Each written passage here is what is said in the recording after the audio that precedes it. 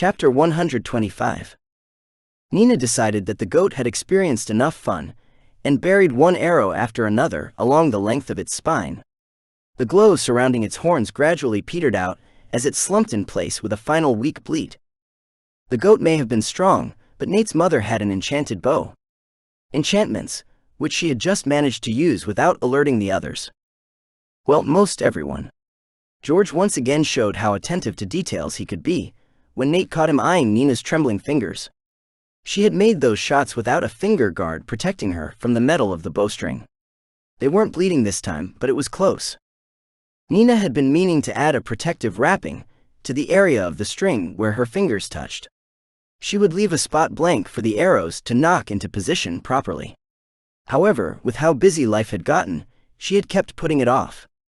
It wasn't a big deal to wear finger guards, usually. George raised a brow at Nate but didn't say anything aloud.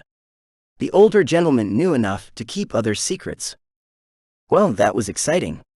Should we leave it down there where its core can be easily eaten, or bring it up here where it might not scare off the other beasts? Nate asked the gathered group. Landon mumbled out his own utterly PG version of a curse, though it was still enough to receive a look of disapproval from his mother. I forgot about that for a few moments there. Its corpse could actually serve as a dinner bell for the stronger ones. They'll want its core since they've gone mad, but even more normally, they'll want the energy inside its meat and body. We need to move that thing before it starts to release its smell all over the place. In the heat of the moment, it was something even the more experienced expedition hunters had managed to forget. You didn't use beast corpses as warnings, you used them as bait. Without delaying, Anna and Landon hurried from the wall, grabbing people as they went. They needed to bring the beast inside the walls of the estate before it caused them more problems. At least they had gotten some food delivered to their doorstep. Well, I don't know about you, but I'm tired, Nate told the others as he and Aura began heading back to the house. Yes, I believe that is a good idea as well. Nina dear, walk with me? I had something I wanted to talk to you about earlier, but didn't get the chance to. George requested, as he leaned back and popped his back with a sigh of relief. It had been a momentary bit of excitement, but in the end, that was all it was. Everyone dispersed just as quickly as they arrived, with only a few extra than before staying behind to bolster the forces on the wall. Inside the dungeon that night, Nate's attention was glued to the countdown that had continued to decrease at an abnormal pace. He had given up on trying to estimate when it would actually finish, as it kept changing. Right now, for instance, it was saying 5 minutes. Even as he watched, though, seconds would occasionally be skipped. By themselves they meant little, but those seconds added up. Which is how he and Aura had found themselves with a dungeon that was finishing a day or two ahead of its original schedule. Are you ready for this? Aura wondered as the timer ticked down. He snorted in disbelief. You're joking, right? I have absolutely no idea what the options are going to be, let alone what I'm going to do. I don't even know if there is a right choice in this situation. Is closing the portal the right one? Because if I do that, then I screw up everyone's way of life and what has become a part of our ecosystem. Just because we don't like it, doesn't mean it's not best to leave things the way they are. Nate pulled at his hair. Arg. This is why I've been trying to avoid thinking about this. No matter what, until I actually know what the choices are, I won't even know if there is a good or even decent choice. In the top corner of the expanded wrist computer screen, the timer reached 0 and began to flash, prompting a new message to appear on top of the various camera views he had been keeping open. The dungeon has completed taking control of the portal at this location. The portal and dungeon will now be sealed until a decision has been made regarding their future status. Available options for this location will now be presented. 1. Be done with this location, erase the portal and dungeon. 2. Keep everything as it is, no change, all future contributions to the shared pool will be significantly decreased. 3. I like the fuzzies, enhance the properties of the portal and strengthen those that come through it. 4. You all shall pass, permanently change the portal and allow for dual transference all the time. 25. The best of both worlds, The purpose of this dungeon changes, and a mild form of mental compulsion is used to enhance the intelligence of lesser beings and to create a community among all who enter. Nate blinked at the myriad of options that were presented to him. He had been expecting something like 3 or 4 options, not this list. Many of them were similar to each other, but just swapped sides in case he wanted to favor the beasts over the humans. His guess was that what Aura's influence on the choices, but it also might truly be that the dungeon system just didn't care. Despite what he had said to Aura a few minutes earlier, this didn't actually help him decide. None of these options leapt out at him. There were several okay ones, and sure, many of them were interesting. It was just none of them had that draw he had been hoping for. The closest was probably number 25, but he was hesitant to select that option for one simple reason. He had no idea what a community between their two races would even look like. Everything he came up with inevitably turned into some version of pets or beast companions, and he doubted that was what the dungeon system had in mind for a community. "Which one do you think sounds the best?" he asked Aura with a sigh. "I think we can forget number 17. Despite your race's odd fixation with cats, I don't believe they want to actually be ruled by them. Number 4 could be interesting, though I would rather we try that on a world I owe a little less allegiance to." Her eyes tracked up and down, reading a screen only she could see. "It has to be 25. I'm worried about what kind of community would result from that," he admitted. "I'm not. My people may not be quite as industrious as your own, but we do have our own way of creating things. We have crafters, healers, scholars, and more. It's just, you've only seen the one side of my race. Choose that one, please." Nate took another minute to look over all the options before pulling the trigger on option 25. Immediately afterward, there was a flash of light, and he was ejected from his avatar form. The next thing he knew, he was rolling out of bed the next morning. Everyone outside was being noisy, and he decided to put his burning curiosity about the changes to the dungeon to the side for the moment. He wanted to find out what was going on outside first. Aura leapt out of his chest as he hurried to change, and was the first one out the door. Outside, Nate saw her running ahead of him toward the wall, and was left to snag a cart by himself. The wall itself was absolutely packed with people. Just finding enough room to make it to the top was a struggle, and took him several minutes. What he saw once he reached it, though, was completely unexpected. The devastated city was empty. All the beasts that they had been racking their brains over the last couple of days on how to get rid of had simply vanished. There wasn't a single beast in sight, as they were now all gone. "What happened?" Nate asked the person closest to him. "Where did they all go?" "We don't know. The people on the wall are saying that some kind of pulse of energy came from the dimensional zone last night. All the beasts turned and left right afterward." Nate and Aura shared a look as they slowly edged their way back off the wall, careful not to dislodge any of the others. "Come on, let's see what sort of changes this thing made to the dungeon when we weren't looking," he muttered to her, driving the cart back to the house. Securely ensconced in the guest room he had been assigned, Nate pulled up the menu on the wrist computer. Right away, he noticed a few key differences in how it looked now versus before. He had gained a new entry under the dungeon interface selection, for one. Along with that, he was now able to create a third dungeon. The new dungeon was a nice surprise, but it wasn't what he was interested in at the moment. Nate clicked on the Conquered Portals option, and finally saw what had become of his first dungeon. The first thing he noticed was that his connection to the world outside the dungeon had been strengthened. He could maintain the original dungeon structure if he so desired, or change it to something else. However, the most curious thing was that he now had limited control of the dimensional zone immediately outside the dungeon as well. It wasn't by much, just the size of the clearing that extended around the building. Maybe 150 feet in every direction or so. When he pulled up the interface for the space outside the building, he finally understood what it meant when it had said community. There were options for everything that didn't involve traps, even if he didn't understand how they worked with the animal-like beasts. He had selections for building an apothecary, alchemy shop, meeting halls, something called a slime vat, and more. At the same time, the dungeon itself was still there, operating as usual, though he now had the option of refusing entry to anyone he wanted. In a way, it was the next evolution of everything, and he just knew it was going to cause problems. Nate raised a protective wall around the space, ensuring it was tall enough that the nearby trees weren't a problem. Then, for the moment, he created a large single meeting hall off to the side of the dungeon entrance. Later he would see if he could leave the dungeon in his avatar form, or if a special trip out there needed to be made. "What do you think?" he asked Aura after he finished making the building. "It's different from what I was expecting," she admitted readily. "Assuming this works, it will create a form of community that you humans will want to come trade with. I do believe the early days will be fraught with trouble though. We need to get the others on board and have an expedition sent there as quickly as possible. Also, may I please be the one in charge of its development?" Nathan blinked in surprise. It was fairly rare for Aura to make an actual request of him. "Of course you can. They are your people still.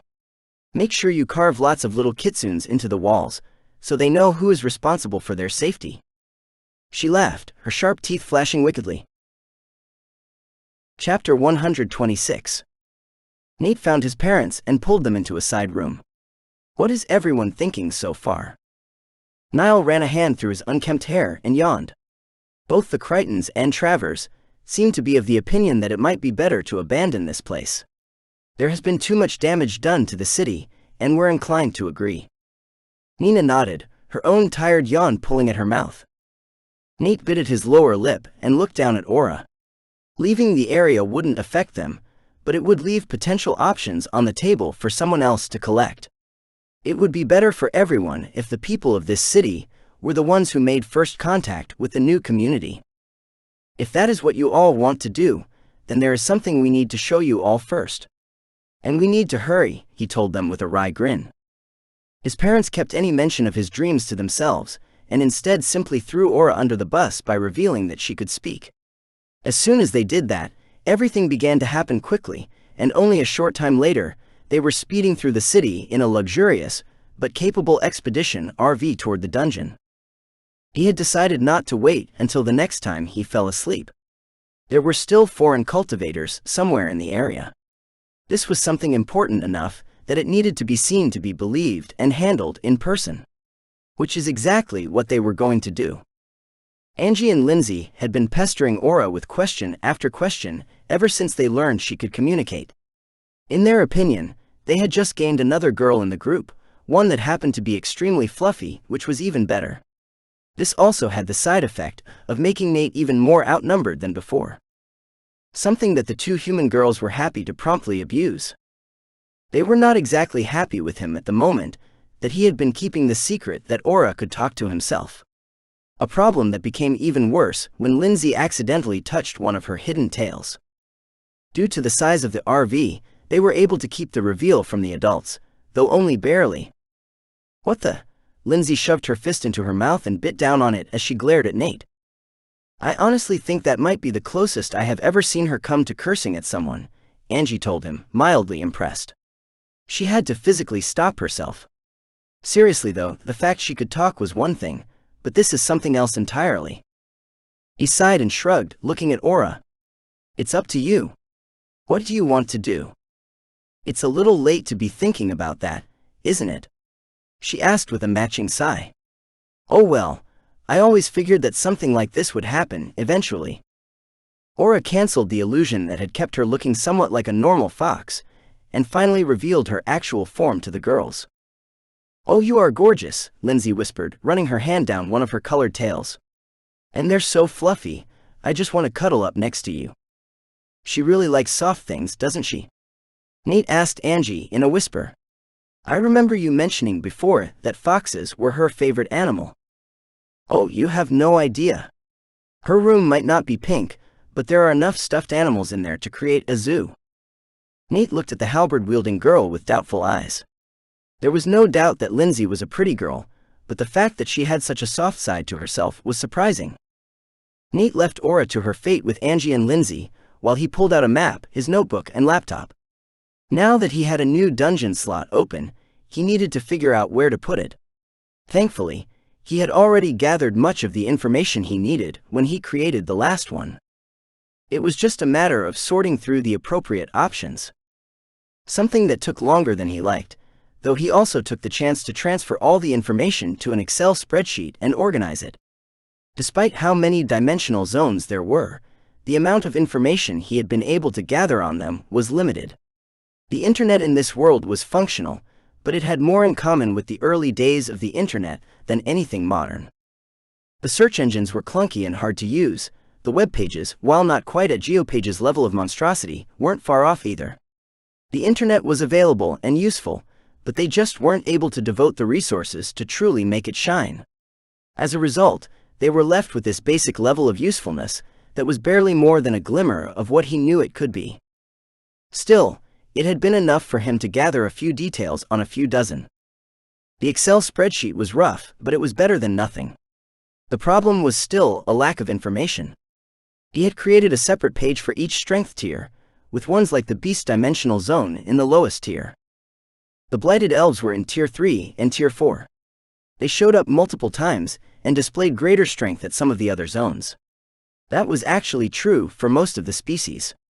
They all appeared more than once, with portals that let the stronger ones through at more limited intervals. The tiers were his own creation, as he had no better way of keeping track of everything other than the unreliable word of people on the internet. It was hard to properly gauge what was fact versus rumor and the true strength of the entities at a particular dimensional zone without actually going there himself. However, that was not an option in this world for him, at least not yet. Maybe at some point in the distant future it would be. For now, all he could do was depend on the information he gathered from the forums on the internet. By the time the group was forced to leave the RV, Nate had narrowed his possible selections to a few locations. None of them were ones he was particularly excited about, but they needed to be conquered regardless. Aura placed the illusion back on herself before the adults could see her normal form as they prepared to leave the vehicle behind. Everyone strapped on their armor and weapons, and then they were on their way. The hike through the forest began without any fanfare, and they set off at a rapid pace. The trees were silent, as though everything that normally lived in the area had utterly vanished. There was no sign of any animals, beasts, or even so much as the annoying chirp of an insect. The only sound was what they were making. It was unnerving, but also a sign that they were on the right mark and heading to where Aura had instructed them to go. Due to the lack of beasts and other interference, they were able to pick up their speed even more. This was already farther than Nate, or Lindsay and Angie had ever been in the dimensional zone before. They still had hours to go before reaching the center of the zone at their current pace. Normally, this sort of trip would have taken far longer, as they would have needed to move slower and with far more caution. They were still around an hour away from the dungeon when they finally began encountering animals and beasts again. Some of them looked hurt, as though they had gotten in the way of a much larger, unaware being. However, they were all standing in place, slowly shuffling about as they tried to creep a little closer. Nate used basic healing on the closest animals as they passed them. They were docile at the moment, and these were all weaker beings anyway, so there was no reason not to get some quick practice in. He wasn't sticking around to heal any of them, so it wasn't really doing anything more than giving them a quick burst of energy, and little more. The group pushed through the mass of bodies, and eventually found themselves standing just outside the walls of the community. Nearby, they could see the remaining foreign cultivators who had started the attack on the city. There were more than Nate had expected still around, or more likely, he supposed, these were the ones not stupid enough to enter the dungeon. Lindsay's parents snarled at them and made sure they had their faces memorized. Ignoring the others, Nate and Aura walked through the opening in the walls and into what would eventually become a new community. At the moment, it was a large open space, with the sole new building standing to the side of the dungeon structure. It was the first time Nate was seeing it in person, and after everything he had done with it, he felt a sense of déjà vu. The two led the rest of the group toward the meeting house and the beasts that had taken up position within the building. Inside the building, they found many different beasts, including the stronger ones that had been attacking the city. They were all gathered around the edges, and many had climbed up onto the rafters wherever possible. The space directly in front of the doors was the only spot left open for the group. Aura looked back at the adults that had accompanied them, and shook her head. The illusion had been a waste of time. What she needed to do next meant dispelling it anyway. Really, this entire meeting hinged on her. There was no one else among the humans that could talk to the beasts after all. Not only that, as a member of their ruling family, even if they had been deposed, this was something that she needed to do. She just wished that it didn't involve revealing her secret to yet more people. Judging by the looks she had been getting from Lindsay's mother, she had a feeling that her little obsession had been come by honestly, as it were. With a shake of her head, Aura dispelled the illusion, revealing her tails and natural kitsune heritage to all gathered in the meeting house. Discreetly, Nate manipulated the menus on his wrist computer and pulled up the cameras for where they were located. He also pulled up a couple for just outside the building in an effort to check on the foreign cultivators. The girl's parents gasped in surprise at Aura's change. They had already known she was different. She had been able to talk, after all, in a fashion. However, this was a clear use of a complicated energy skill being used to hide what she was. It turned what they thought they knew about the beast race on its head. The beasts gathered in the building all fell to their knees, in a show of deference to their ruler. Now that they were inside the walls of the dungeon community, it was actively working to enhance their minds and make them more than they once were. There was only so much it could do, and it would take time for the effects to become permanent. However, even in the short time they had been there, they had gone from beasts that were little better than animals to beings with the capacity to hold a conversation. It was a severe drain on the dungeon's resources at the moment, but the ones in this building had needed to be raised faster than the rest. The downside of performing the work on them so quickly is that it would take them far longer to stabilize than normal. If they wanted to keep their newly gained intelligence, then they couldn't leave the community for several months. A cacophony of barks, howls, yips, screeches, and all other manner of noises filled the space as the beasts greeted Aura. "We welcome Her Highness to our newly established community," streamed across the screen in the subtitles area. "We are ecstatic to see that you survived what our elders did to your family. What would you have us do with the humans behind you?"